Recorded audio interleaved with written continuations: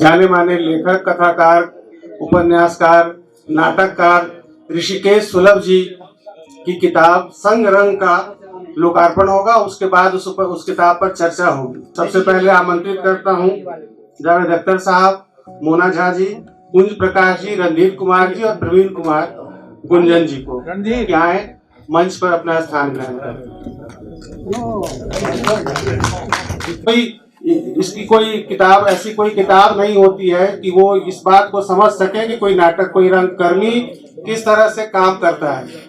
और ये संगरंग में 25 युवा रंगकर्मियों को, वरिष्ठ रंगकर्मियों के ऊपर बहुत लिखा जाता रहा है, लेकिन जो युवा नाट्य निर्देशक हैं उनकी रचना प्रक्रिया को लेकर ये शायद पहली ही किताब है। इस किताब पे परिचर्चा शुरू हो इससे पहले मैं आमोद माहेश्वरी जी को मंच पर आमंत्रित करता हूं और किताब के लोकार्पण के लिए जावेद अख्तर साहब और मंच पर मौजूद सभी वक्ताओं को आमंत्रित करता हूं।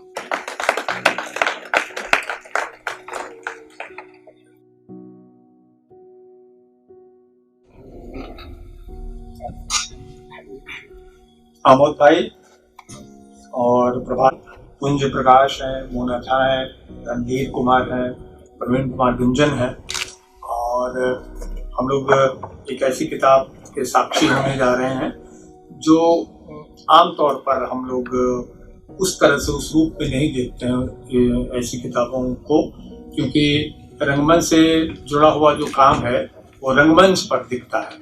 और मेरे ख्याल से आप सबको बधाई देनी चाहिए। हमारे सामने बैठे हुए हमारे युवा नाट्य निर्देशक रणधीर कुमार हैं, जिनका नाटक का मंचन अभी तुरंत आधा घंटे के बाद कालिदास संग्रहालय में होने वाला है। पहले तो उनको शुभकामनाएं बहुत अच्छी और सफल प्रस्तुति के लिए। तो दरअसल हम रंगकर्मी तो मंच पर अपनी बात कहते हैं, ये तो स्पष्ट है। आप सभी जो नियमित रूप से रंगमंच के दर्शक रहे हैं वो जानते हैं कि रंगमंच का काम एक तरह से प्रायोगिक काम होता है। रंगमंच पर हम दिखाते हैं, जिंदगी को दिखाते हैं, और लेखन एक अलग तरह का अनुशासन है। और कई बार ये लगता है, और जैसा ऋषिकेश सुलभ ने इस पुस्तक में इसका उल्लेख भी किया है कि ये रंगकर्मियों को शिकायत रहती है, रंगमंच में जो कार्य करने वाले निर्देशक हैं, अभिनेता हैं, हमारे दूसरे जो तकनीशियन हैं, कि उनको उस तरह से साहित्य में जगह नहीं दी जाती जिस तरह से मिलनी चाहिए। तो ऋषिकेश सुलभ ने एक तरह से ये बीड़ा ही जैसा उठाया हुआ है। ऋषिकेश सुलभ की पुस्तक दातापीर की इन दिनों चर्चा चल रही है, प्रतिष्ठित कथाकार है, लेकिन साथ ही आप सभी जानते हैं कि रंगमंच से उनका बहुत ही गहरा साबका रहा है, और आज का नहीं है पर बहुत लंबा, बहुत पहले का साबका रहा है। और बहुत सारे लोग, आप लोग ये भी जानते होंगे, बहुत सारे लोग, कि ऋषिकेश सुलभ एक समय में कला संगम जैसी संस्था से जुड़े हुए भी रहे हैं, और उन्होंने कुछ नाटकोों में अभिनय भी किया, अंधा युग में, जुलूस में, ऐसे कई नाटकों में अभिनय किया, लेकिन ये काफी पहले की बात है। और वो पूरी तरह से वो साहित्य में रमे हुए एक ऐसे साहित्यकार हैं जिन्होंने कभी भी रंगमंच का साक्षात्कार नहीं छोड़ा। और इस बात के साक्षी ये सारे, हम सारे रंगकर्मी हैं कि ऋषिकेश सुलभ एक साहित्यकार होते हुए भी उन्होंने लगातार रंगकर्मियों को और रंगमंच को जगह दी है अपने लेखन में। तो ये तो इसकी साक्षी ये पुस्तक है कि ये एक तरह से रंगमंच से सीधे साक्षात्कार करने वाली ऋषिकेश सुलभ की तीसरी पुस्तक है मेरी जानकारी में। पहली पुस्तक थी उनकी रंग अरंग नाम से, दूसरी पुस्तक उनकी आई रंगमंच का जनतंत्र, और ये तीसरी पुस्तक है जिसका शीर्षक उन्होंने रखा है संग रंग। मैं थोड़ी उलझन में पड़ा कि ये संग रंग का मतलब क्या होता है, और मैंने जिज्ञासा भी की सुलभ जी से कि मुझे ये समझ में नहीं आया। मैं तो साहित्य का भी विद्यार्थी रहा हूँ, भाषा का विद्यार्थी रहा हूँ, अभिनेता हूँ, तो ये मैंने एक तरह से जिज्ञासावश उनसे पूछा कि भाई ये सामासिक पद है, संग का तो मतलब साथ होता है, मतलब क्या आप कहना क्या चाहते हैं संग रंग? क्या आपने कुछ रंग ढंग जैसा कुछ, जैसी तुक बैठाई है, संग के साथ रंग या रंग के साथ संग? तो रंग से रंगमंच अर्थ तो निकलता है, लेकिन संग से क्या अर्थ निकालना चाहते हैं? तो उन्होंने, जैसे मैंने कहा, संग का तो एक सीधा अर्थ होता है साथ, तो बोले कि हाँ, साथी तो होता है, हम कहेंगे, हम लोग संगी साथी कहते हैं, संग और साथ। जैसे हम अभी इन 4 रंगकर्मियों के संग बैठे हैं, ये जो संग है, ये जो साथ है, वो एक तरह से कह सकते हैं ये साथ का रंगमंच है, हमारे साथ चलने वाला रंगमंच है। और उससे भी बढ़कर मुझे जो लगता है, मैं संयोग से मैं धन्यवाद देता हूँ, राष्ट्रमंच प्रकाशन का धन्यवाद देता हूँ कि ये पुस्तक तो अभी आई है, पूरी तरह से ये बाइंडिंग हो करके तैयार हो करके, लेकिन 3-4 दिन पहले उन्होंने मुझे तक PDF फाइल में प्रिंट आउट निकाल कर उपलब्ध कराई। तो मैं उसको उलटता पलटता रहा, तो एक तरह से मैं 25 रंगकर्मियों का की जो रचना प्रक्रिया यहाँ इस पुस्तक में है, उससे थोड़ा बहुत मैं गुजर चुका हूँ। और इनमें से तो जो 4 रंगकर्मी यहाँ बैठे हुए हैं, संयोग से सभी बिहार के हैं, पटना के हैं। और मुझे लगता है अगर कोई आपत्ति नहीं हो तो मोना झा थोड़ी वरीय हैं, बाकी सभी लेकिन सभी के सभी 21वीं शताब्दी यानी सन 2000 के बाद आने वाले हमारे ऐसे नाट्य निर्देशक हैं और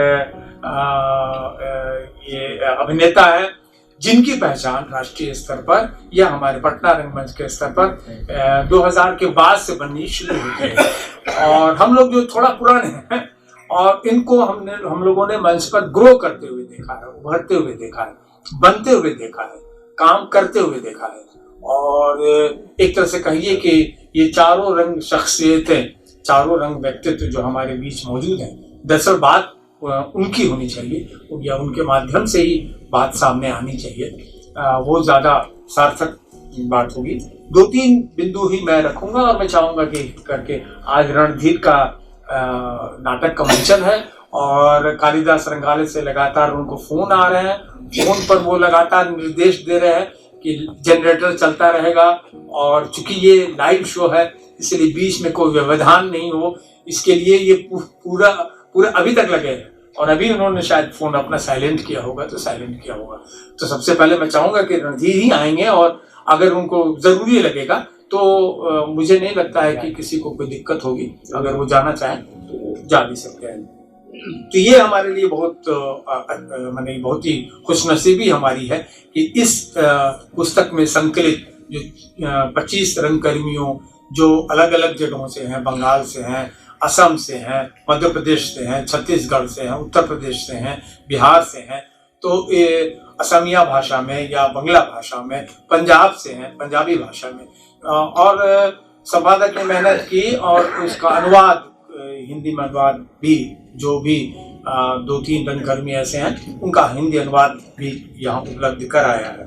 तो इन 25 रंगकर्मियों में 4 रंगकर्मी हमारे बीच में हैं। ये 3 रंगकर्मी मोना झा को छोड़कर NSD पास आउट है। मेरी जानकारी में रणधीर जो है वो राडा पास आउट है, मैंने royal academy of dramatic arts London से। तो एक बहुत अच्छा अनुभव रखने वाले और राष्ट्रीय अंतर्राष्ट्रीय स्तर पर अपनी प्रस्तुति करने वाले और देश और पूरी दुनिया में अपने रंगमंच की प्रस्तुति को लेकर जाने वाले रंगकर्मी हमारे बीच मौजूद हैं। तो बस मैं 2-3 बातें करके मैं सीधे रणधीर को यहाँ बुलाना चाहूँगा। ये बहुत कम देखने को मिलता है कि जो रंगकर्म जैसा सक्रिय मैंने रूप में बहुत ज़्यादा व्यस्त हो, वो अपने लिए समय निकाल कर लेखन के लिए अलग से समय निकाल पाए। हमारे बीच में ऐसे कुछ उदाहरण हैं। अगर आप बात करें तो बलराज साहनी हमारे बीच में एक ऐसे उदाहरण है जिन्होंने कभी भी लेखन छोड़ा नहीं। बलराज साहनी ने, उत्पल दत्त उदाहरण हमारे बीच में है जिन्होंने कभी, गिरीश कार्नाड हमारे बीच में है, खुद स्तानिस्लावस्की जो थिएटर प्रैक्टिशनर रहे हैं, उन्होंने जो 2 किताबें जो हम रंगमंच के विद्यार्थियों के लिए या किसी भी सामान्य पाठकों के लिए भी बहुत ही खींचने वाली पुस्तकें हैं, जो उन्होंने एक्टर प्रिपेयर्स या बिल्डिंग द कैरेक्टर जैसी पुस्तकें लिखी हैं।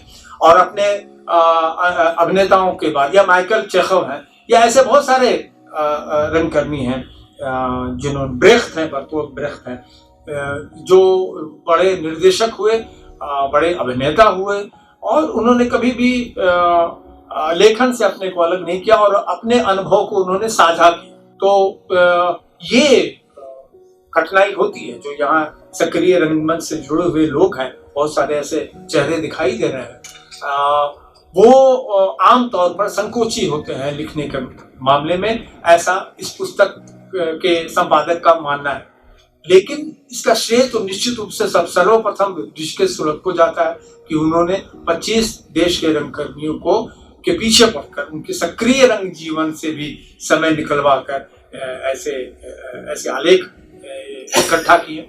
और मुझे ये आज इस राजकमल प्रकाशन के मंच से कहने में कोई संकोच नहीं है, और मुझे अगर कोई मैं गलत बयानी कर रहा हूं तो आप उसको सुधार भी सकते हैं कि मेरे जानते हिंदी में साहित्यिक पत्रिकाओं में कथादेश एकमात्र पत्रिका है जो नियमित रूप से रंगमंच पर स्तंभ का प्रकाशन वो पत्रिका करती है, एकमात्र पत्रिका है। और कोई ऐसी पत्रिका नहीं है जो रंगमंच के बारे में नियमित रूप से प्रकाशित करती है। उसके पीछे संपादक जो कथादेश के हैं और ऋषिकेश सुलभ मुख्य रूप से ये है। और राजकमल प्रकाशन को बधाई, ऋषिकेश सुलभ को बधाई कि उन्होंने एक ऐसे रंगकर्मियों के जीवन से साक्षात्कार करने का हमको मौका दिया है, पाठकों को, हिंदी के पाठकों को, जो नाट्यानुभव हो सकता है कि आपके लिए जो सीधे सीधे उस नाटक की प्रक्रिया से नहीं जुड़े हुए हैं, ऐसे पाठक के लिए हो सकता है कि वो तकनीकी बात लगे उनको, या किसी की रचना प्रक्रिया से कई बार लगता है कि एक पाठक को सीधा उससे क्या लेना देना है। लेकिन अगर इस किताब से गुजरिएगा तो नाट्यानुभव के साथ जो रंगकर्मियों का जीवन का अनुभव आया है, ये बहुत महत्वपूर्ण है, जिससे दरअसल सृजन होता है, रचना होती है। तो वो जीवनानुभव है, जो गरीबी हो, चाहे अभाव हो, चाहे बेरोजगारी हो, चाहे क्लास हो, चाहे जेंडर हो, जो वो समाज में देख रहे हैं। यहाँ कर्माशी के निर्देशक मौजूद हैं, यहाँ अंधायुग के निर्देशक मौजूद हैं, यहाँ नटमठिया के लेखक मौजूद हैं यानी पुंज प्रकाश, यहाँ तारियफो के नाटक विमेन अलोन, अकेली औरत की अभिनेत्री मोना झा मौजूद हैं।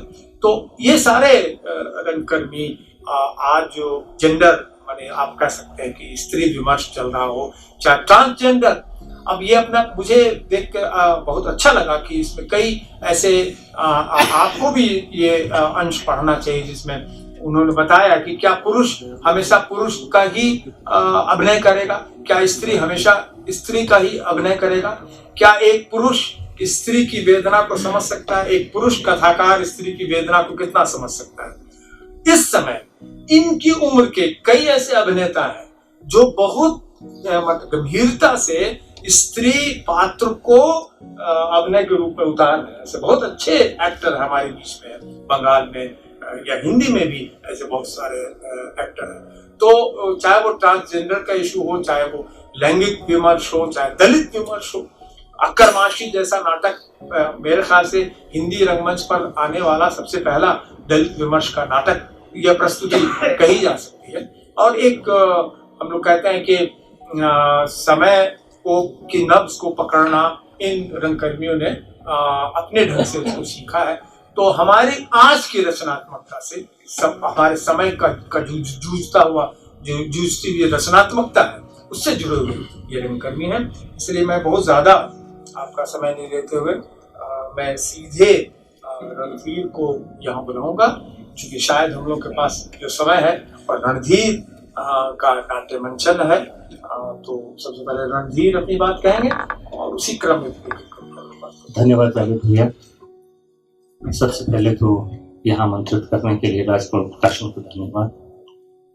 साथ में हमारे साथी मोना जी, जावेद भैया, पुंज, प्रवीण, हम पुंज तो लगभग समकक्षी हैं। साथ ही थोड़ा बहुत का इधर उधर का फर्क होगा, 2-4-6 महीने का साथ में ही नाटक किया और आसपास ही लगभग हम लोग तीनों लोग राष्ट्रीय नाट्य विद्यालय गए। पुंज मेरा 3rd ईयर था, मैं 2nd ईयर और प्रवीण 1st ईयर।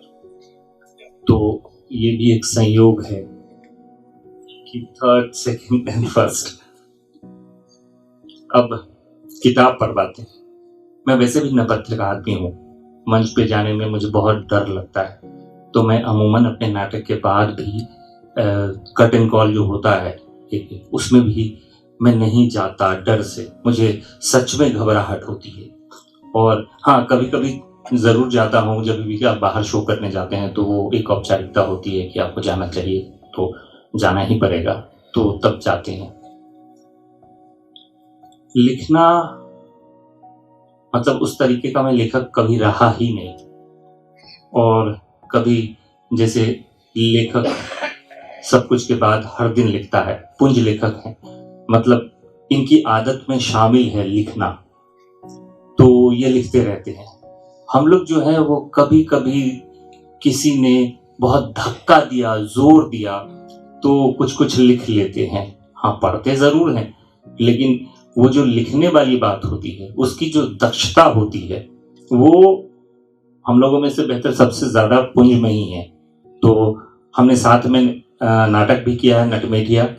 अजय जी बैठे हुए हैं, नाम नटमेटिया इन्होंने ही दिया था, पुंज ने लिखा था और हम लोगों ने किया था साथ में। ये तो लिखने का श्रेय मैं मूलतः दो लोगों को देता हूँ अपने बारे में। एक हैं मेरे गुरु हैं देवेंद्र राज अंकुर जी, जिनका भी नाम इस पुस्तक में है, उन्होंने भी मुझसे काफी कुछ लिखवाया। और दूसरे हैं सुलभ जी, सुलभ भाई, इन्होंने ही कथा देश के लिए लगभग 4-5 बार लिखवाया मुझसे। और एक बार हाँ, अजीत राय जी ने दृश्यांतर, जब सर थे, त्रिपुरारी सर थे वहाँ प्रसार भारती के महानिदेशक, तब वो दृश्यांतर एक मैगजीन आती थी, उसके लिए लिखा था कुछ। तो बस इतना ही है मेरा, बाकी तो नाटक का अनुभव है। अपने नाटक को लेकर के मैं बात करूं, चूंकि रचना प्रक्रिया के ऊपर ये पुस्तक है संगरंग, तो हर आदमी का अपना एक तरीका होता है सोचने समझने का, एक विषय चुनने का। तो मेरा भी एक छोटा सा इसमें भी उसकी चर्चा है कि जब मैं विद्यालय से आ रहा था एनएसडी के बाद, तो ब्लैंक आ जाता है आपके जीवन में, क्या करेंगे नहीं करेंगे। बट हम लोग का थैंक गॉड कुछ बेहतर था, एक ग्रुप का पटना में अपने शहर में काम करने का अनुभव था, और शुरू से ही लगता था कि आपको अपने शहर में काम करना है, तो वो वैक्यूम नहीं था, वापिस पटना आना है, काम करना है, एक तजुर्बा है। और संयोग से मतलब ये संयोग ही है कि जब पटना लौट के आया तो पहला जो नाटक किया था अक्करमाशी, तो मोना भाभी ने उसमें काम किया था। उस पहली प्रस्तुति में जब मैं इधर उधर भटक रहा था, क्या करूं, कैसे किया जाए, तो जावेद भैया के पास गया, इनकी अपनी व्यवस्था थी, तो बोले यार मेरी तो व्यवस्था चलती रहती है, हाँ मोना से पूछ लो, वो शायद करें। तो मोना भाभी ने फिर किया, प्रवेश साहब ने उसका कॉस्ट्यूम किया, तो सब लोगों ने मिलजुल करके बेसिकली हम लोग जब रंगमंच में आए थे तो हाफ पैंट पहन के ही आए थे, तो हाफ पैंट से फुल पैंट तक सबने देखा है हमारी पूरी प्रक्रिया को, बड़े होते हुए, काम करते हुए, अच्छा बुरा समझाते हुए, देखते हुए। मैं जो थिएटर को लेकर के, मेरा अपना जो बेसिक मानना है रंगमंच को लेकर के, तो ये है कि बहुत सारे मीडियम अपने अपने तरीके से अपना काम बेहतर कर रहे हैं। टीवी अपना काम बहुत बेहतर कर रहा है, चाहे एंटरटेनमेंट की बात करें, चाहे रेडियो अपना काम बहुत बेहतर कर रहा है। रंगमंच मैं कर रहा हूं, तो रंगमंच में क्या कर रहा हूं ये मेरे लिए बड़ा जरूरी पक्ष होता है। इसीलिए जब भी कोई नाटक करता हूं तो उसका चुनाव मेरे लिए हमेशा से मुश्किल रहा है। और क्योंकि मैं मानता हूं कि अगर मैं कोई नाटक कर रहा हूं और वो नाटक सच में अगर मेरी जरूरत नहीं है, तो फिर नाटक क्यों कर रहा हूं, नाटक ये चुन ही क्यों रहा हूं। इसलिए मैंने जो भी नाटक किया वो विषय परक ही रहे, चाहे अक्करमाशी किया, चाहे जहाजी किया, चाहे नटमेटिया किया, चाहे गुलाबबाई किया, कहीं ना कहीं से वो अलग अलग विषय परक नाटक रहे हैं। तो मुझे लगता है कि वो अपने समय के हिसाब से, क्योंकि आप कोई भी नाटक चुनते हैं और वो अगर अपने समय के हिसाब से ना हो, मनोरंजन तो खैर एक हिस्सा है ही, लेकिन अगर समय के हिसाब से ना हो और लोगों के लिए ना हो, लोगों की बात ना करता हो, तो वो मतलब मेरे लिए वो नाटक का कोई महत्व नहीं रखता है। तो नाटक का चुनाव ये मेरे लिए जरूर, जैसे पिछले दिनों मैंने फाउल प्ले किया था। अब फाउल प्ले से बहुत लोग सहमत असहमत हो सकते हैं, लेकिन वो अपने समय की बात करता है। वो मॉब लिंचिंग के ऊपर था। जब हमने 2008 में नाटक किया था अक्करमाशी, तब तो एक करना था तो किया था। वापिस हमने जब आउटकास्ट किया था, आउटकास्ट के नाम से उसको दोबारा किया, तब उस समय देश में एक बहुत शुरू हुआ था 13-14 में कास्ट को लेकर के इधर मारे जा रहे हैं, उधर मारे जा रहे हैं लोग, तो मुझे लगा उस पर बात करनी चाहिए थी, तो उसको रिवाइव मैंने किया था। नाटक मेरा जो अपना प्रक्रिया है, दो तरह से मैं नाटक को समझने और करने की कोशिश करता हूँ। एक तो है कि अगर मैं नाटक के पक्ष पे बात करूँ तो एक तो होता है कि जो एक कन्वेंशनल तरीका है करने का, जो एक सेट फॉर्मेट होता है, वो एक तरीका तो है ही। जैसे एक घर है या एक कथा कहानी है, एक वेल मेड टेक्स्ट है। मैं कभी वेल मेड टेक्स्ट के साथ डील ही नहीं करता। मैं पहले एक विषय चुनता हूँ, विषय चुनने के बाद उसके ऊपर जो भी संसाधन जुटाने की जरूरत होती है, रिसर्च करने की जरूरत चुनता हूँ। उसके बाद इधर, चूंकि मैं लेखक तो हूं नहीं, तो जब इधर उधर देखना शुरू करता हूँ कि भाई अब इसको लिखेगा कौन, तो उसी में कई एक सारे मित्रों को करता हूँ, जिसमें पुंज ने नटमेटिया लिखा, राजेश चंद्र हमारे मित्र हैं, उन्होंने जहाजी लिखा, अभी एक नया लड़का है अभिषेक चौहान, उसने फाउल प्ले लिखा मेरे लिए। अभी आज जो नाटक होने वाला है गुलाब भाई, वो हमारे ही शहर के हैं, आसिफ अली, तो उन्होंने उसको लिखा था। हमारे एनएसडी में सीनियर भी हैं और जावेद भैया के भांजा भी हैं वो। तो ये बहुत जरूरी होता है कि एक विषय को कैसे चुने और उसके लिए क्या जरूरत हो सकती है और कौन इसके लिए उपयुक्त व्यक्ति होता है जो लिखे। और मैं वो एक मॉडर्न कॉन्टेक्स्ट में भी एक वेस्टर्न कॉन्सेप्ट रहा है डिवाइस प्ले का। तो डिवाइस प्ले मतलब कि आप एक समूह मिलते हैं, संघ साथ आते हैं और सब लोग अपने अपने आइडिया को शेयर करते हैं और फिर सब लोग इम्प्रोवाइज करके एक टेक्स्ट को क्रिएट करते हैं। तो जब मैं पटना वापस आ रहा था तो मुझे भी लग रहा था कि अच्छा सब आदमी सब कुछ कर ही तो रहा है, तो मेरा थिएटर क्या होना चाहिए और कैसा होना चाहिए ये भी चुनना जरूरी है। अगर आप रणधीर का नाटक देखने आते हैं तो मेरे नाटक में आपको क्या मिलना चाहिए, कुछ तो हो जिसकी वजह से आप आए। तो हर आदमी का अपना एक तरीका होता है, इसीलिए तरीका ढूंढते फिर तय किया कि अच्छा डिवाइस प्ले में टेक्स्ट के बीच का एक ऐसा रास्ता निकाला जाए जो कंप्लीटली डिवाइस तो ना हो लेकिन काइंड ऑफ डिवाइस हो, लेकिन उसमें शब्द हो, टेक्स्ट होना बहुत जरूरी है। क्योंकि विषय नहीं होगा तो नाटक का कोई मतलब नहीं होगा। और हमारे देश में उस तरीके से फिजिकल थिएटर और बाकी थिएटर की परंपरा और चलन रही भी नहीं है। वो उस बीच से अपने देश को देखने के बाद, थोड़ा बहुत जो भी जितना घूमने के बाद जो एक तरीका निकला जिसको मैं नाम देता हूं और नैरेटिव टू परफॉर्मेंस, कि एक जो बेसिकली अभी जो होता है नैरेटिव टू परफॉर्मेंस में सब कोई भी एक नैरेटिव हो सकता है, एक नैरेशंस हो सकता है, जो ड्राई टेक्स्ट भी हो सकता है, एक सूचना हो सकता है, एक निबंध हो सकता है, एक डायरी हो सकता है, कुछ भी हो सकता है।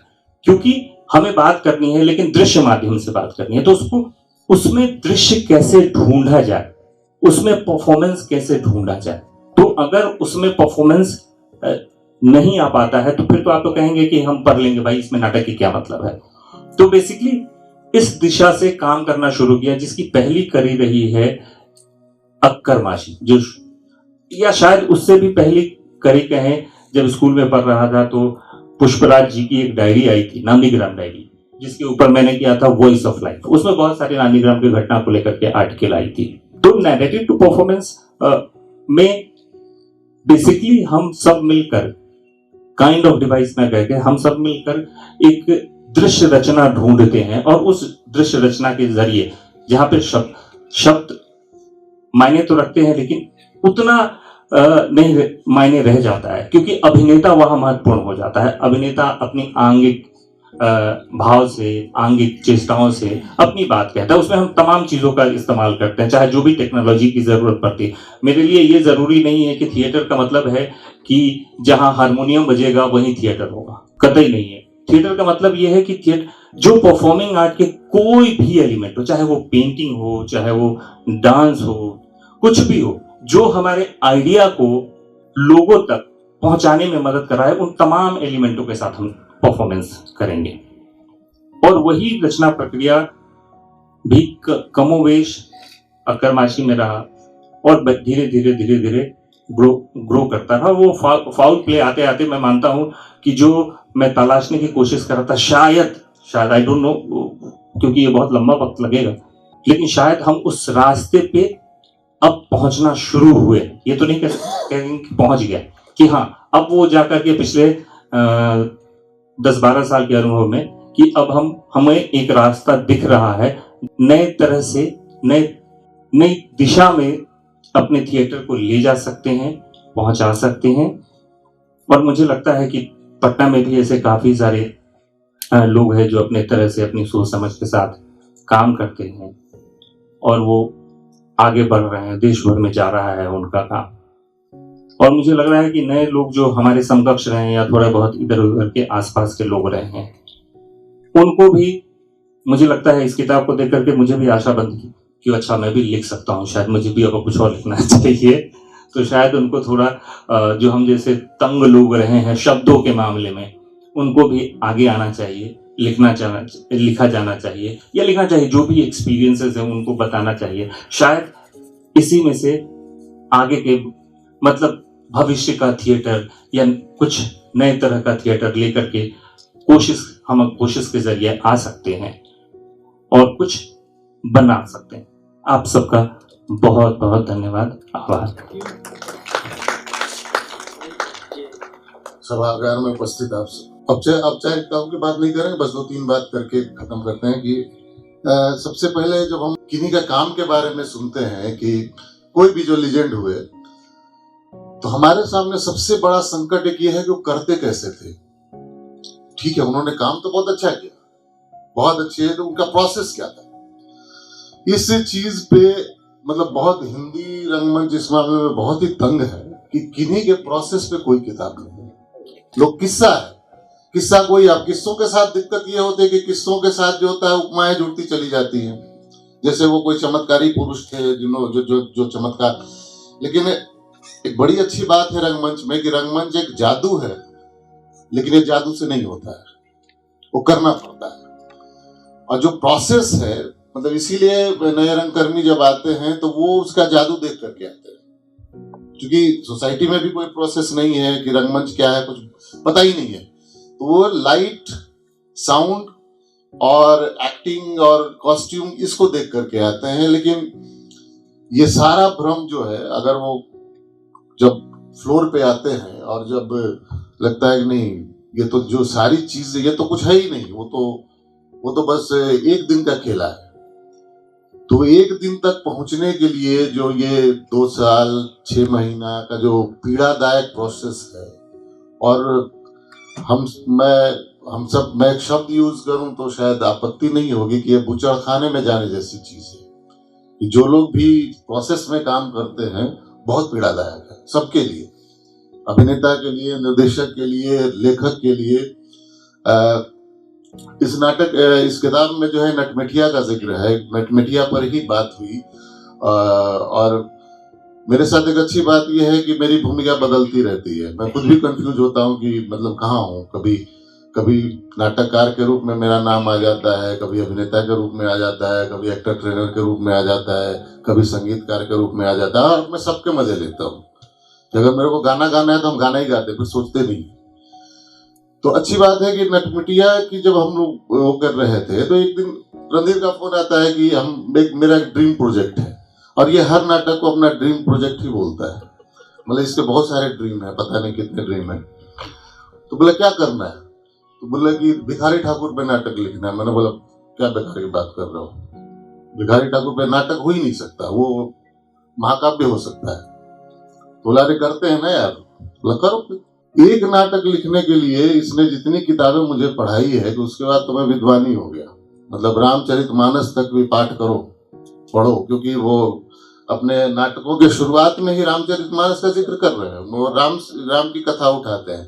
फिर पता चला कि नहीं, वो जब हम सूत्रधार पढ़े तो कबीर वाले भी बात है, तो बोला कबीर भी पढ़ना पड़ेगा भाई। तो नाटक तो बाद में लिखे, मतलब बात होने के बाद हमारी 6 महीने कोई बात नहीं होती है, और 6 महीने क्या वो इसका कहना है तुमको क्या चाहिए मुझे बताओ मैं भेजता हूँ।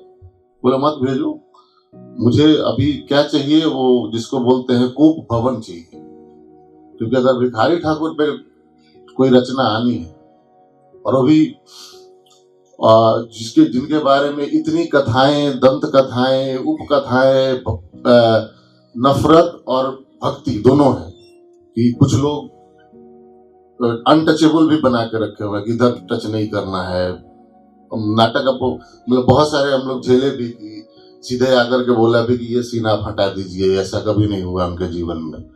तो हुआ कि ठीक है, उनके जीवन में नहीं हुआ होगा, लेकिन नाटक के भिखारी था। तो मतलब ये उनके, अच्छा हमें क्या करना था, क्योंकि नाटक कभी भी वो डॉक्यूमेंट्री नहीं हो सकती। नाटक में रियलिटी एंड इमेजिनेशन इसका खेल चलता रहता है। तो मजेदार बात यह है कि जब लगभग 6 महीने के बाद जब स्क्रिप्ट आती है, पहली स्क्रिप्ट, उसके बाद इनका कोई जवाब नहीं आता। बोला हो गया काम खत्म, मतलब मजा नहीं आया। एक आदमी बोलता है कच्चा माल तुमने मुझे दे दिया। बोले अच्छा 6 महीने में कच्चा माल मिला। तो मजेदार बात ये होता है ना कि बहुत ही ब्लंटली और बहुत ही मतलब एरोगेंटली एक दूसरे से लड़ रहे होते हैं, और एक दूसरे का मतलब राइटर का एक अपना वो है और डायरेक्टर का एक अपना। पहले तो हमारा झगड़ा हुआ खूब, ये नहीं ऐसे नहीं, ये नहीं ऐसा नहीं। फिर फाइनली हुआ कि देखो भाई तुम्हारे पास जो है ये कच्चा माल है, तुम तैयार करो, मैं आता हूँ। बोला ठीक है जाओ। जब मैं पहुंचा करीब 1.5 महीने बाद, तो मैंने बोला मेरा नाटक कहाँ है? बोला अरे तुम्हारा ही नाटक है। बोले नहीं वो तो है ही नहीं, मैं तो 84 पन्ने का जो नाटक तुमने, वो कहा कि तुमने तो 3 नाटक लिखा है, मुझे एक ही नाटक करना है। तो बोला ठीक है एक ही नाटक करते हैं, लेकिन हमने जो लिखा था वो कहाँ है? बोला नहीं वो बेस वही है सारा। तो कर क्या रहे थे कि एक्टर के साथ इस स्क्रिप्ट को लेकर के और जितने भी मटेरियल इन्होंने मुझे प्रोवाइड किए थे वो सारे एक्टर के साथ पढ़ के, और हम जितना आइडिया डिस्कस किए थे वो सारा कुछ इम्प्रोवाइज करके जो चीजें आई थी। तो अब ये क्या कर रहे हैं कि अब तुम्हारे लिए मैं मटेरियल प्रोवाइड कर रहा हूं, इसमें से निकालो। तो आप कल्पना नहीं कर सकते कि जैसे ये कंप्यूटर लेके बैठे हुए मैं ऐसे बैठा रहता था, इधर रिहर्सल चल रहा होता था कि एक्टर ने क्या बोला भाई एक्टर ने वो टाइप हो रहा है। तो ऐसे करते, तो ये जो मेकिंग का जो प्रोसेस है, मतलब थिएटर मेकिंग, वो बहुत मजेदार था। एक राइटर बैठा हुआ है, डायरेक्टर बैठा हुआ है, उसके बाद जो है एक्टर अपना सीन बना रहे हैं। तो ये जो मतलब ये अच्छी बात है कि ये मतलब अगर मैं 25 के 25 पढ़ चुका हूं पहले भी, तो ये सब लोग इस प्रोसेस की बात कर रहे हैं। तो मुझे लगता है ये खासतौर से जो रंगमंच में आना चाहते हैं, रंगमंच से जुड़ना चाहते हैं, तो शायद इस किताब को पढ़ने के बाद उनको पता चलेगा कि वो जो रिहर्सल स्पेस है जहाँ पे ये एक्सपेरिमेंट्स होते हैं, वहाँ किस तरह से काम होता है। मतलब एक एक चीज को लेकर के कितने, अब ये बड़ा सोचता है। मतलब एक सीन था कि भाई ऐसा कर, अच्छा हमने तय किया कि हम जो है भिखारी ठाकुर के लाइफ के ऊपर काम नहीं करें, मतलब बायोडाटा उनका नहीं बना रहे, उनका काम करने का ढंग, मतलब हमारा जो भिखारी ठाकुर होगा एक इमेजिनरी भिखारी ठाकुर है जो उनसे एलिमेंट ले रहा है, क्योंकि आप इतने रिसोर्सेज नहीं है कि आप पूरी तरह से मतलब डेट बाय डेट चलिए, बहुत मुश्किल है मतलब इसमें काम करना। एक सीन आया कि महेंद्र मिश्र और भिखारी ठाकुर आपस में बात कर रहे होंगे, अरे यार क्या दिमाग खराब कर रहे हो, हिस्टोरिकल फैक्ट कहाँ है? बोला हिस्ट्री छोड़ो ना, काल तो एक ही है ना लगभग, तो ले आते हैं ना स्टेज के ऊपर, तो कैसे गाएंगे भाई? तो इसने बहुत बड़ा हुक्का लेके आया, बोला ये हुक्का पहले रखा, हटाओ भाई, मतलब हुक्का तो ठीक है, तो एलिमेंट है, करेंगे क्या इसका? अब वो जो सीन है, अब सीन कितने देर का है? सीन मैक्सिमम जो है 4 या 5 मिनट का सीन है। अब 4-5 मिनट के सीन में एक तरफ महेंद्र मिश्र है, दूसरे तरफ भिखारी ठाकुर है, क्या लिखेंगे और कौन से डायलॉग लिखेंगे और क्या बोलेंगे? तो डायलॉग लिख के मतलब लिखा जाता था, फाड़ के फेंक दिया जाता था, क्या है? उन्होंने कहा कुछ नहीं होगा। अंत में क्या रहा, एक महेंद्र मिश्र का गाना और दूसरा भिखारी ठाकुर का गाना, कि महेंद्र मिश्र एक गाना गाते हैं, उसके बाद भिखारी ठाकुर झाल उठाते हैं और वो गाना गाते हैं, और सारी बातें कि मैं पटना से वैद बुलाए दा हो नजर आ गई गुइया, वो एक गाना चलता है और भिखारी ठाकुर सुन रहे हैं वो गाने को, तो कहते हैं वाह। वो गाना खत्म होने के बाद कहते हैं वाह। उसके बाद वो इशारा करते हैं कि आप सुनाइए। तो भिखारी ठाकुर उठाते हैं और झाल उठा करके गाना गाते हैं कि बान के पगड़िया रगड़िया मचावता कौने नगरिया के हवा तू बटरिया। हो गया बात। तो अब क्या था, हमें क्या अनुभूति देनी थी कि दे बोथ आर ग्रेट। अब आप इनका ग्रेटनेस देखा, मतलब एक देखा, अब इनका ग्रेटनेस देखिए, तो दोनों का। तो बाकी जितने भी कंट्रडिक्शंस बाकी वो था, बोला नहीं उसमें मत पड़िए, उसके लिए एक अलग ही नाटक लिखा जाएगा।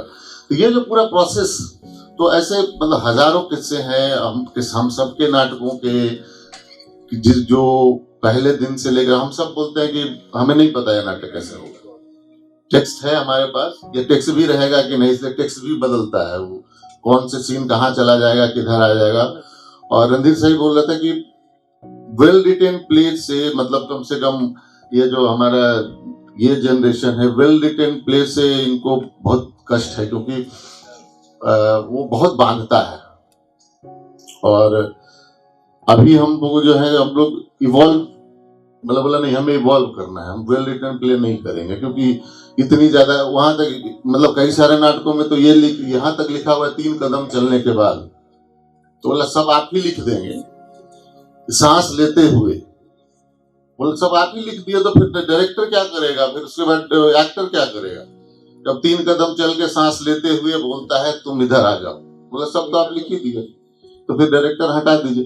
तो वो ठीक था, वो 70-60 के दशक था, जब एक्टर उस तरह से ट्रेंड नहीं थे, डायरेक्टर उस तरह से ट्रेंड नहीं थे, तो लिखना पड़ता था।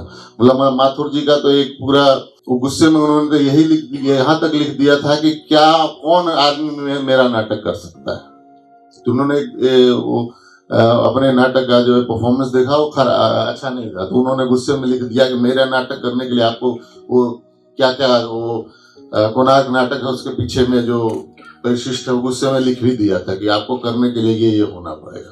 तो यही है। और अच्छी बात है कि प्रक्रिया पे एक किताब आई है, और इस किताब से मतलब एक अच्छी बात ये हुई कि जब मुझे लिखने के लिए बोला गया था कि तो लिखा दोबारा भी मुझे उससे लिखवाया गया।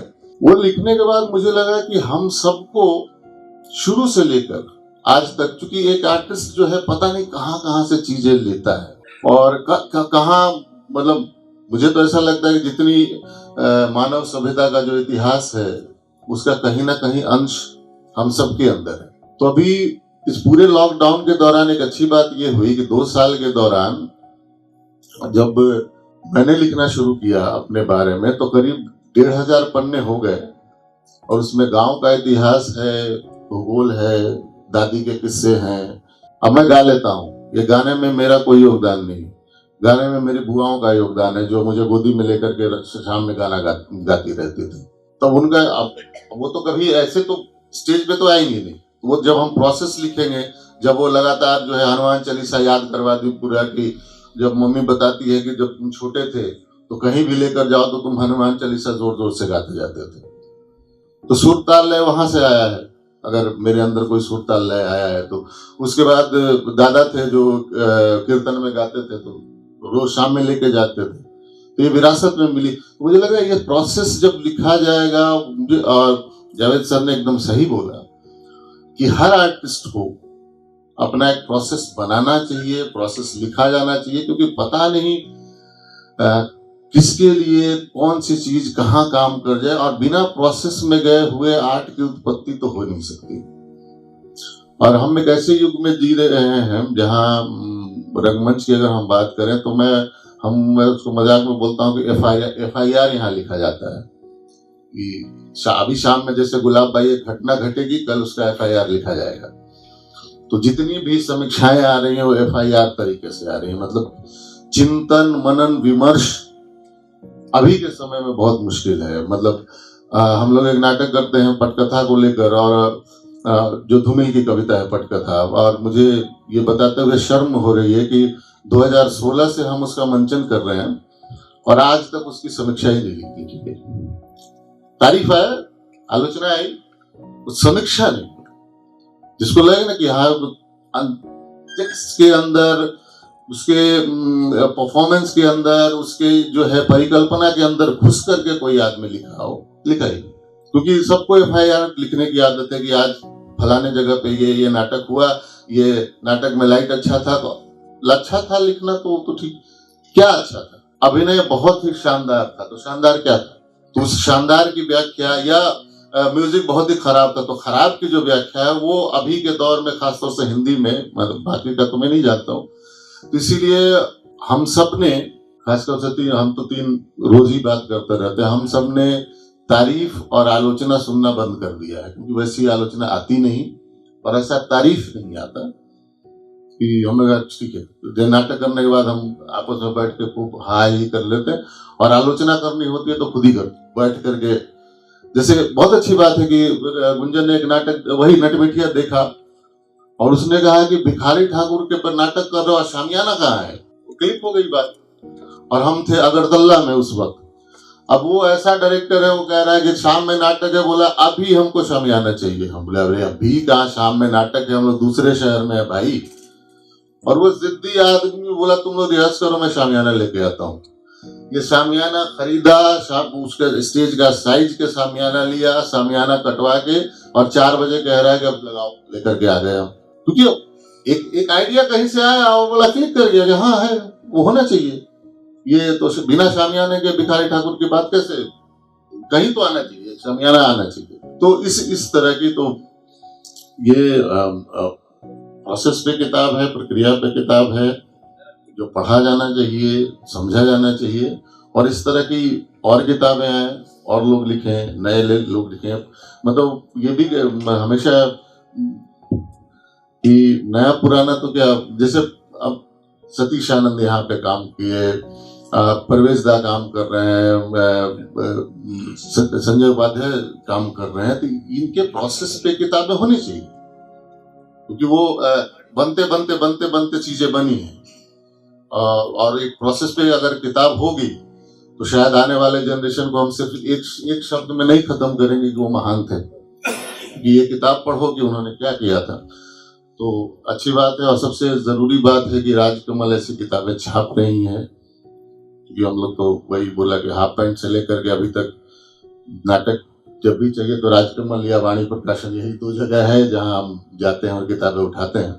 इस तरह की किताबें और आए, हम सब उससे समृद्ध होंगे। बहुत बहुत धन्यवाद।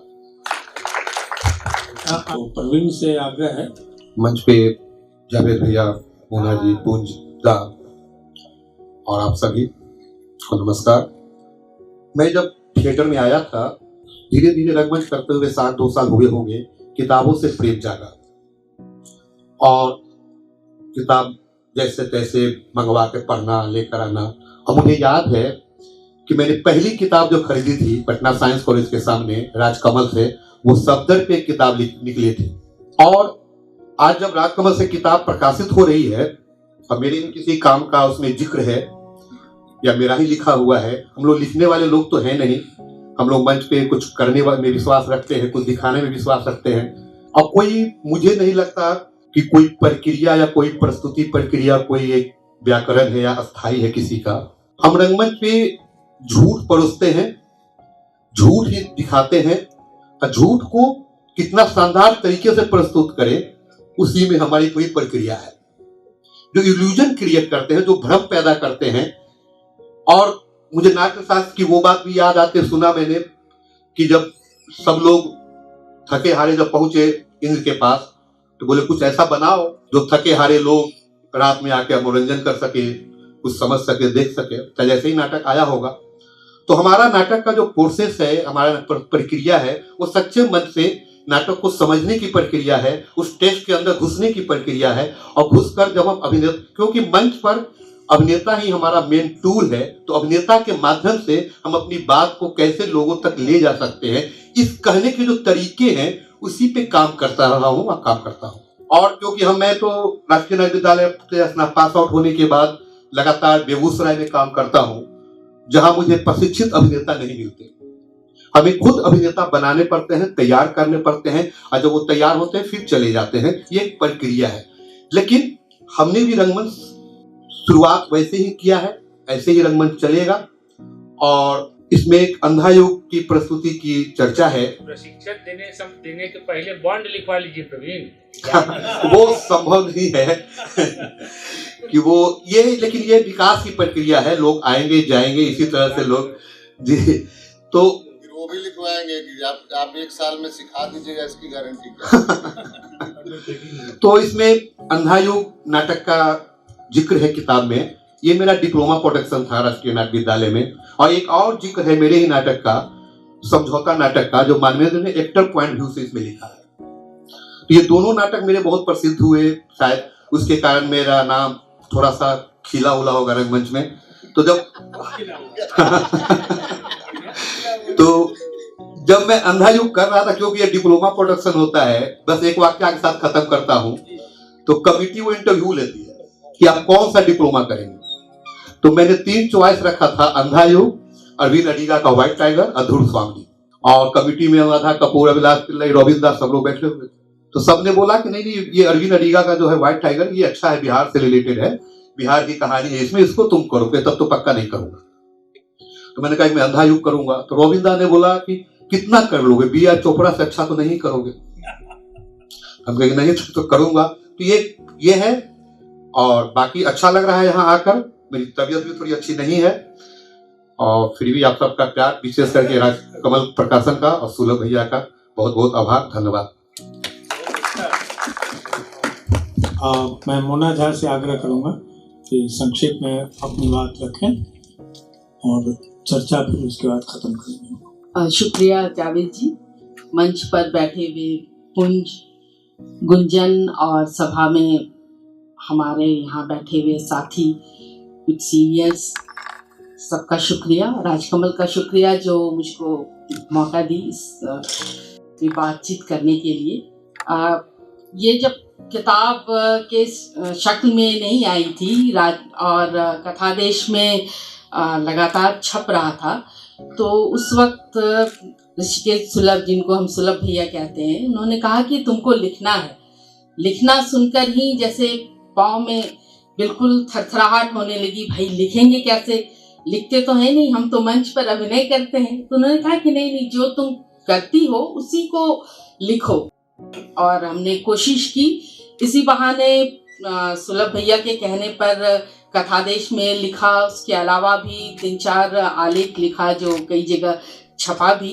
तो हमने इस किताब में अपने एक नाटक अकेली औरत दारियो फो का जो नाटक है वुमेन एलोन, उसका हिंदी रूपांतरण जो जावेद साहब और इनके एक कलीग CL खत्री, जो अभी नहीं है इस दुनिया में, पिछले साल वो गुजर गए, तो उन दोनों ने मिलकर इसका अनुवाद किया था। तो इस पर बातचीत करने के लिए जब हम इस किताब की शक्ल में आइए, तो इसमें 25 रंगकर्मियों की बातें हैं। और सबसे अच्छी बात ये लगी कि इसमें 9 महिलाएं हैं जिनकी चर्चा है। हमारे यहाँ बहुत कम ये होता है। अक्सर हम मंच पर या ये जो चल रहा है, किसी भी सभा में हम जाते हैं तो मंच पर पुरुष ही पुरुष दिखते हैं, बहुत कम महिलाएं दिखती हैं अपनी बात कहते हुए, अपनी जगह बनाते हुए।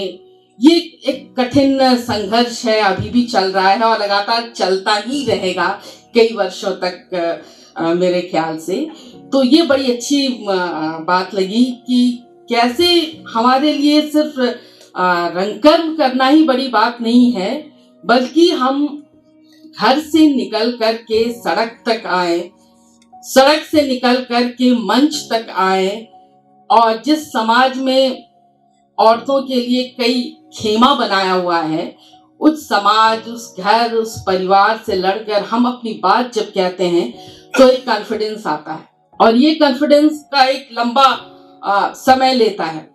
तो इसमें कई रंगकर्मियों ने अपनी बातें लिखी हैं। इसमें एक रंगकर्मी है जिनको पढ़ते हुए रंजन बोस, जो कलकत्ता में थिएटर करते हैं, तो उनकी कुछ लाइनें हमको बहुत अच्छी लगी। तो हमको लगा कि आज हम पढ़ें आप लोग के सामने। किताबें तो आप तक आएंगी, आप पढ़ेंगे ही, तो उसके पहले हम पढ़ना चाहते हैं। एक ही जन्म में मनुष्य के अनेक जन्म होते हैं। पार्थिव जन्म के बाद भी अनेक अपार्थिव जन्मों से होकर मनुष्य गुजरता है, विशेषकर यदि वो किसी शिल्प जगत से जुड़ा हो तो। जैसे जन्म के पहले नहीं जानता था कि जन्म लूंगा, वैसे ही थिएटर से जुड़ने के ठीक पहले तक नहीं जानता था कि थिएटर से जुड़ूंगा। मैं भी थिएटर के प्रेम में, गहरे प्रेम में पड़ गया, जिससे पता नहीं मैं कभी मुक्त हो पाऊंगा या नहीं। कई बार अत्यंत क्रोध भरे क्षणों में सोचा भी, बस अब और नहीं, बस यही अंत, यही थिएटर के साथ संपर्क का पूर्ण विराम। किंतु पाया यही कि मुझे उसी थिएटर में लौटना पड़ा है। थिएटर जैसे कृष्ण हो, जिसकी बंसी की धुन के इस आकर्षण में ब्रज की गोपियों की तरह जितनी भी दूर जाने का प्रयत्न क्यों न करूं, किसी न किसी बहाने रंगमंच के यमुना तट पर मैं लौट ही आता हूं। बार बार आऊंगा भी जन्म जन्मांतर तक। थिएटर मुझे प्रतिदिन हर अंश में, हर प्रस्तुति में, हर प्रशंसा में, हर निंदा में नित नया जन्म देता है। मुझे यही बोध देता है कि मैं जिंदा हूँ, सभी तामझाम के साथ जिंदा हूँ। ये पढ़ते हुए लगा जैसे इन्होंने मेरी ही बात कह दी, लगा जैसे मेरा सूत्र उनसे जुड़ गया। और अक्सर ऐसा ही लगता है कि जब हम मंच पे होते हैं, जो प्रोसेस करते हैं, मैं अपने प्रोसेस के बारे में थोड़ा बात करूंगी कि अभी पूंजी ने भी बताया, रणधीर के साथ भी हम काम कर चुके हैं अक्कर माशी में, और बहुत सारे निर्देशक के साथ काम करने का मौका मिला है। परवेज अख्तर के साथ तो अभी भी कर रहे हैं, तनवीर अख्तर, श्रीकांत किशोर, संजय सोनू और आसिफ अली, वंदना, इन सब के साथ अलग अलग तरह का अनुभव रहा है। किसी ने विजुअल पे ज्यादा जोर दिया है, किसी ने कथ्य, किसी ने शिल्प को ज्यादा महत्वपूर्ण बताया है। लेकिन हर बार जब काम करते हुए मुझे लगा कि जब भी हम मंच पे होते हैं, हम एक नाटककार की बात वहां करते हैं, निर्देशक उसको अपने डिजाइन में हमें बांधता है, हमें बताता है, लेकिन मंच पर हम अभिनेता होते हैं, हम एक्टर होते हैं, और एक्टर बिल्कुल स्वतंत्र हो जाता है, वो निर्देशक से स्वतंत्र हो जाता है सारी चीजों से। उस वक्त निर्देशक कुछ नहीं कर सकता है, वो पूरी तरह से अभिनेता का होता है मंच। और उस वक्त भी जब हम कुछ भी बोलते हैं, एक तरफ हम वो नाटककार की बात, निर्देशक की बात करते हुए भी हम जो है खुद एक व्यक्ति के रूप में, उस व्यक्ति की बात भी वहां इंगित करते हैं, वहां देते हैं, हम अपने विचार को देते हैं उस कैरेक्टर के माध्यम से। ये बड़ा मतलब हम नहीं कह सकते हैं कि कोई भी चीज बिना विचार के होती है। हम नाटक करते हैं जिसमें विचार क्या है, हमको तो अभिनय करना है, हम तो एक्टिंग करते हैं, हम कुछ भी बोलते हैं, कुछ भी कहते हैं, कुछ भी हमारी चीजें जाती हैं, हमारा कोई भी पोस्चर है, वो एक विचार है, और विचार राजनीतिक होता है। हम ये नहीं कह सकते कि हमको राजनीति से कोई मतलब नहीं है। भाई हम तो पॉलिटिक्स क्या जाने, यहाँ बैठे हुए सारे लोग भी पॉलिटिक्स करते हैं। पॉलिटिक्स है यहाँ बैठना, यहाँ चाय पीना, जो हम सब्जी खरीदते हैं, जो माचिस करते हैं, जो हम नाटक करते हैं, हम किस तरह के स्क्रिप्ट चुनते हैं, हम क्या कहना चाहते हैं, हम किस तरह का मनोरंजन देना चाहते हैं अपने दर्शकों का, वो ये एक विचार है। उस विचार के तहत ही हम काम करते हैं। तो मुझे ये चीजें बड़ी बहुत ज्यादा आकर्षित करती रही। जो काम है, थिएटर है, जो जादू भरा। पहली बार जब हम थिएटर देखे थे तो बहुत छोटे थे, और मेरे पापा हमको ले गए थे नाटक दिखाने के लिए, एवं इंद्रजीत। उसमें जावेद साहब अभिनय कर रहे थे। उस वक्त जावेद साहब को हम जानते भी नहीं थे, उनके पहले कभी देखा भी नहीं था, और पहली बार मंच पे वहीं देखा। कुछ समझ में भी नहीं आया था नाटक कि क्या है, क्योंकि बहुत बच्चे थे। लेकिन सब कुछ जो इतना जादू भरा सा, जो अभी पुंज ने कहा ना कि मंच पे बहुत जादू सा लगता है, सचमुच जादू सा लगा कि कैसे लाइट पड़ी, कैसे एक अभिनेता गोल गोल घूमता है, अमल विमल कमल, और वो हो जाता है। ये कैसे होता है समझ में नहीं आ रहा था। लेकिन वो 1.5-2 घंटे तक बैठे रहे बिना हल्ला गुल्ला किए, हमने वो नाटक को देखा। बाद में थिएटर से जब इफ्टा से जुड़ा हुआ तो हमको नाचना बहुत पसंद है और हम नाचते ही रहते थे, मतलब कथक करते थे और वही मेरा माध्यम था। फिर आगे चल के मुझे लगा कि नहीं, हम नाटक भी हमको करना है और हम कर सकते हैं। और अकेली औरत जब हम शुरू किए हमारे डायरेक्टर परवेज अख्तर के साथ, ये सोलो है, मंच पर हम अकेले होते हैं, नेपथ्य में हमारे बहुत सारे साथी होते हैं, म्यूजिक, लाइट और सब कुछ सपोर्ट करने के लिए। तो एक लंबा प्रोसेस था, 3 महीने 4 महीने तक लगातार हम लोग काम कर रहे थे।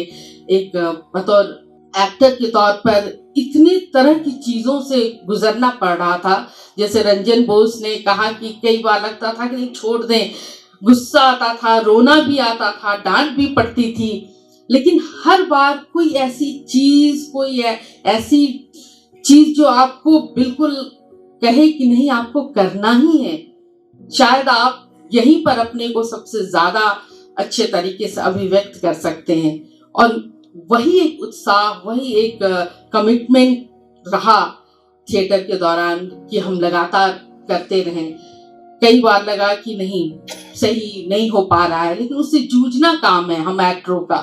और निर्देशक उसमें हमारी मदद करते हैं कि आप कैसे जूझें, कैसे अपने को तैयार करें, कैसे डिक्शन पे काम करें, आप जो शब्द बोल रहे हैं तो शब्द को कैसे, अगर आप हिंदी भाषा में थिएटर कर रहे हैं, नाटक कर रहे हैं, हिंदी भाषा का कोई शब्द आप अगर बोल रहे हैं तो कैसे उसको सही सही आप बोलें। तो ये एक लंबा अनुभव रहा। एक एक्टर को भाषा का ज्ञान तो होना ही चाहिए।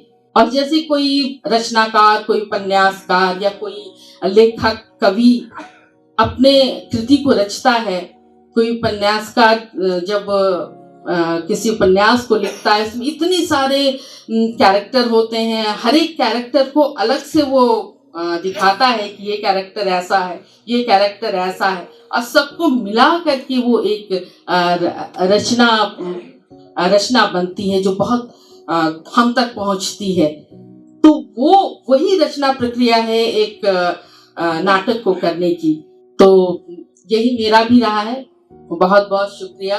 तो आप सबका बहुत बहुत आभार सुनने के लिए और मौका देने के लिए। धन्यवाद। बहुत बहुत धन्यवाद जावेद साहब, मोना जी, प्रवीण जी, पुंज जी। और संग्रंग तो हमने नहीं पढ़ी है, लेकिन एक बोनस की तरह हम लोगों को सभी नाटककारों की रचना प्रक्रिया को सुनने का मौका मिला इतने कम समय में। इसके लिए आप सबका बहुत बहुत आभार।